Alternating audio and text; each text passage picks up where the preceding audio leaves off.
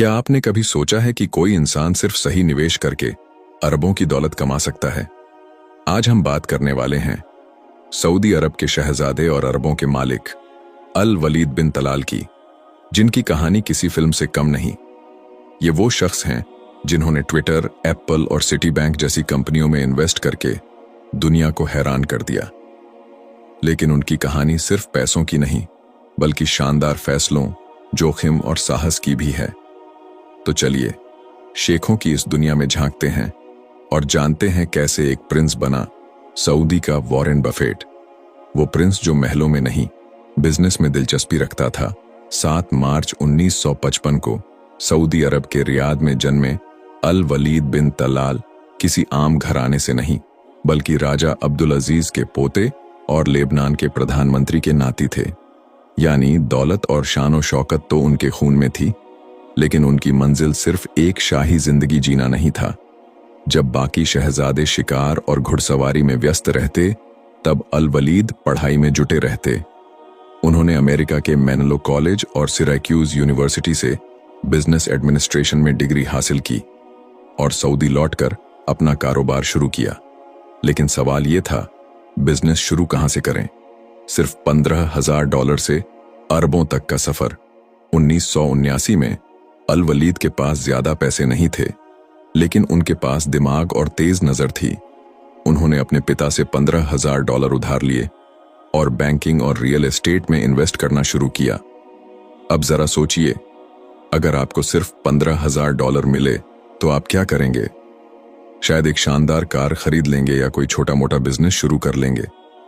लेकिन अल वलीद ने इन पैसों को सही जगह लगाया और कुछ ही सालों में लाखों नहीं बल्कि करोड़ों कमाने लगे। जब सबने सिटी बैंक छोड़ दिया, तब उन्होंने उसे खरीदा। 1990 के दशक में अमेरिका में मंदी, इकोनॉमिक रिसेशन आई और बड़े बड़े इन्वेस्टर्स घबरा गए। सिटी बैंक मुश्किल में था, हर कोई अपना पैसा निकाल रहा था। लेकिन अल वलीद ने वो किया जो कोई सोच भी नहीं सकता था। उन्होंने $550 मिलियन सिटी बैंक में इन्वेस्ट कर दिए। लोगों ने कहा, यह पागलपन है। लेकिन कुछ ही सालों में सिटी बैंक फिर से खड़ा हो गया और अल वलीद के पैसे 10 गुना बढ़ गए। यही वो फैसला था जिसने उन्हें दुनिया के सबसे अमीर लोगों में शामिल कर दिया। एप्पल, ट्विटर और होटलों में अरबों की बारिश। अब तक अल वलीद बिन तलाल का नाम इन्वेस्टमेंट की दुनिया में चमकने लगा था। उन्होंने दुनिया की सबसे बड़ी कंपनियों में इन्वेस्ट किया, जैसे एप्पल। जब स्टीव जॉब्स की कंपनी मुश्किल में थी, तब अल वलीद ने पैसा लगाया। ट्विटर, जब ट्विटर नया नया शुरू हुआ था, तब उन्होंने इसमें करोड़ों इन्वेस्ट कर दिए। 4 सीजन्स और द सावॉय होटल दुनिया के सबसे महंगे होटलों के मालिक बन गए। आज उनकी संपत्ति $16 बिलियन, 1 करोड़ 30 लाख करोड़ रुपए से ज्यादा है। लग्जरी लाइफस्टाइल, शहजादे जैसा जीवन। अल वलीद बिन तलाल की लाइफ किसी राजा से कम नहीं। 200 से ज्यादा सुपर लग्जरी कारें, रोल्स रॉयस, फेरारी, बेंटली, दुनिया की सबसे महंगी private yacht, kingdom 5KR 5 star palace जिसमें सोने से जड़े फर्नीचर हैं, अपने पर्सनल बोइंग 747 जेट को महल में बदल दिया। लेकिन उनकी असली पहचान सिर्फ पैसा नहीं, बल्कि दान और समाज सेवा भी है। जब जेल जाना पड़ा, 2017 में सऊदी सरकार ने भ्रष्टाचार के खिलाफ एक बड़ा अभियान शुरू किया और अल वलीद बिन तलाल को गिरफ्तार कर लिया। लोग हैरान रह गए, इतना बड़ा अरबपति जेल में कैसे? लेकिन हकीकत कुछ और थी।